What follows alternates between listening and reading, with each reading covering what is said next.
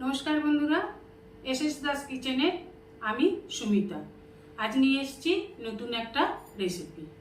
নমস্কার বন্ধুরা, আজকের রেসিপি আলু ভর্তা। আলু ভর্তা বাঙালির একটা শ্রেষ্ঠ খাবার।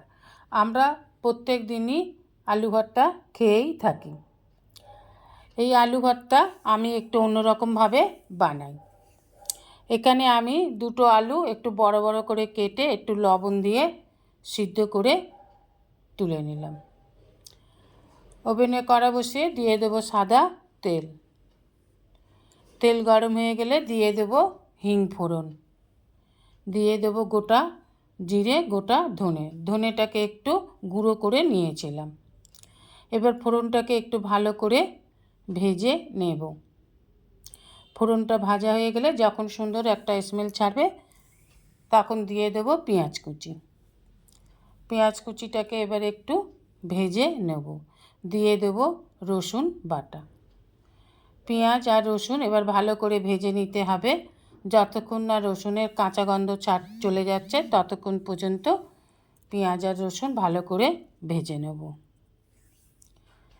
এবার দিয়ে দেব পরিমাণ মতন লবণ। লবণটা দিয়েও ভালো করে পেঁয়াজটাকে ভেজে নেব।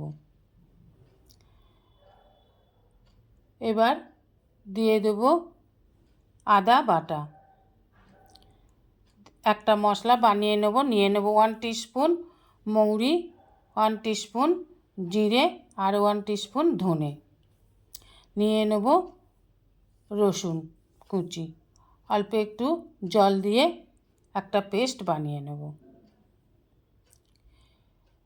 এবার পেঁয়াজ রসুন ভালো করে ভাজা হয়ে গেলে এই মশলাটাই এখানে দিয়ে দেব যেটা দেখালাম।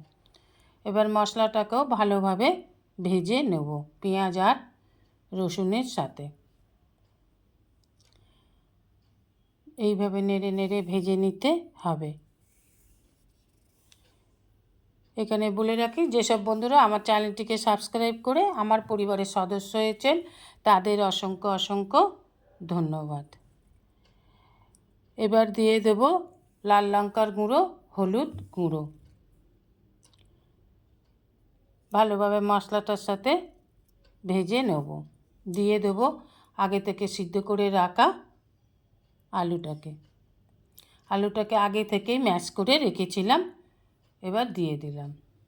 এবার সমস্ত উপকরণের সাথে আলুটাকে ভালো করে মিশিয়ে নেব। এখানে বলে রাখি, যেসব বন্ধুরা এখন আমার চ্যানেলটিকে সাবস্ক্রাইব করে আমার পরিবারের সদস্য হননি, আমার চ্যানেলের নতুন দর্শক, তাদের কাছে অনুরোধ রইল আমার চ্যানেলটিকে সাবস্ক্রাইব করে আমার পরিবারের সদস্য হবার জন্য। পাশে থাকা বেল আইকনটিতে ক্লিক করে দেবেন নিউ ভিডিওর আপডেট যাতে সবার আগে আপনার কাছে পৌঁছে যায়। এবার দিয়ে দিলাম 1 টিস্পুন আমচুর। একটু টকটক হলে খেতে ভালো লাগবে। আর দিয়ে দেবো কসুরি মেথি। আগে থেকে ভাজা ছিল, এখন হাতে একটু ডলে নিয়ে দিয়ে দিলাম। এবার আমচুর আর কসুরি মেথি খুব ভালোভাবে মিশিয়ে নিন। আলুর মধ্যে যেটুকুনো বা জল ছিল সেটুকুনো শুকিয়ে এসছে, দেখুন কড়া ছেড়ে দিচ্ছে। আর একটু নেড়ে চেড়ে নামিয়ে নিলেই তৈরি আলু ভর্তা। আপনারা এইভাবে করে খেয়ে দেখেছেন কি না জানি না। যদি রেসিপিটা ভালো লাগে তবে অনুরোধ রইল একবার এইভাবে আলু ভর্তা করে খেয়ে দেখবেন। এই রকম আলু ভর্তা হলে ভাতের পাতে আর কিছুই লাগে না। এবার নেড়ে চেড়ে নামিয়ে নিলেই তৈরি আলু ভর্তা। এবার গরম গরম ভাতের সাথে পরিবেশন করুন। আর কিছুই লাগে না, হালকা একটু ডাল হলেই চলবে। আপনার অমূল্য সময় দিয়ে ভিডিওটি সম্পূর্ণ দেখার জন্য আপনাদের অসংখ্য অসংখ্য ধন্যবাদ। রেসিপিটা ভালো লাগলে অবশ্যই একটা লাইক, কমেন্ট, সাবস্ক্রাইব করার অনুরোধ রইল।